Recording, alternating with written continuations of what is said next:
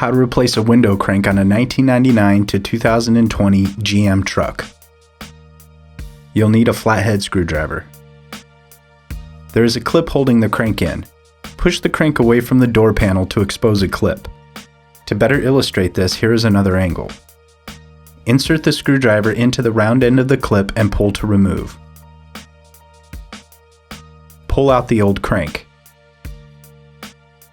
Get the new crank and lightly place the new clip into the same position as the old one.